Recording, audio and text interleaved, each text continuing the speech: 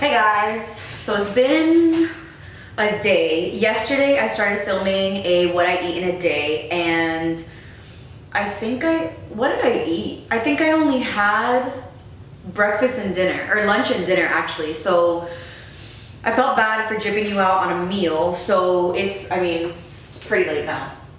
It's 7:36 right now, and I need to eat before like 8:30ish. So I figured I would show you guys the dinner that I'm making today. I need to do a what I eat in a day when it's like a full day that I know I'm not gonna leave the house and I know I'm gonna eat 3 meals. It's just very hard because I work a lot, like a lot. But no more excuses. I'm actually making today, I'm not sure if I've ever made this on my YouTube. I know I've done it so many times on Instagram, and I have gotten, you guys don't even know how many DMs and comments and all of that for this recipe because so many people have made it. It is one of the best salmon recipes. You can of course substitute the salmon for chicken, shrimp, anything else that you want, but I personally like it with salmon. It tastes delicious. Again, it does taste good with shrimp and chicken, but this is just the way that I'm gonna make it today, and I'm gonna show you guys all the things that you need for the recipe. The bulk of what you need for this recipe is salmon. This is a salmon that I use. It's from Trader Joe's. It's the deboned, skinless, natural wild salmon. It's like flimsy because I need to open this up. You're gonna need spinach. This is just the baby spinach that I bought at Trader Joe's. You need Parmesan cheese. You can use grated, shaved, fresh, whatever you want. This is shaved Parm that I got from a fresh farm thing. So I use Parmesan. You're gonna need mozzarella. This is not a healthy recipe, by the way, if you can't tell. You're gonna need cherry tomatoes, butter, like a stick of butter, not like margarine. Like you need full butter, and heavy cream. And then I also like to add lemon. I like adding oregano, basil, and then like salt, pepper, garlic. So I'm just gonna show you guys how I get this going, how to prepare it, all that stuff. I'm gonna do a voiceover from here just because it can move a lot faster. It's harder for me to do it and talk while I do it. So I'll show you guys the process or whatever, and I'll walk you step by step. Grab your wine, because that's, Elaine taught me. Elaine is my mom, by the way. So let's get into it. This is about to be the best recipe ever. The salmon that I use can be split into 3, so that's what I always do first. One's always left over, and I just drizzle it with olive oil on both sides just so the seasonings are sure to stick. I use this Trader Joe's garlic salt. What is this? Turner grinder thing. And I just season both sides with the garlic salt and with the salt and pepper.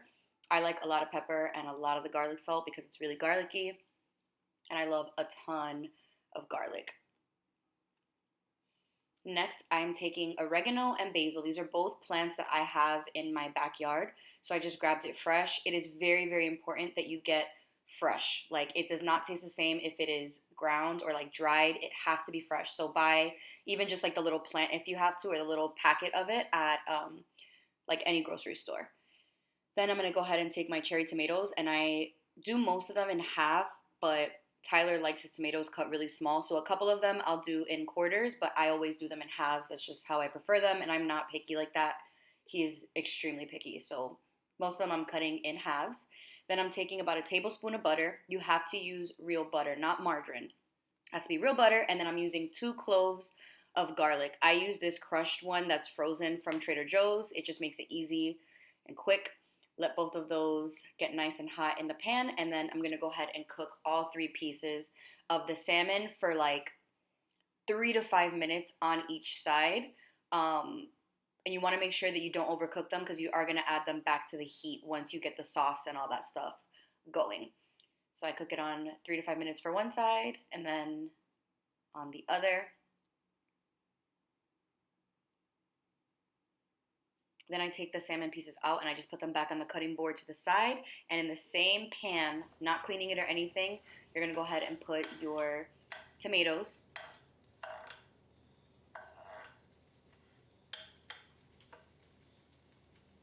And then I add a little bit more salt and pepper, and then a little bit of the basil. Not too much, just because you're going to need them for the end. Then I go ahead and take about a teaspoon of butter, add that in there, and then a lot of spinach because spinach shrinks so much.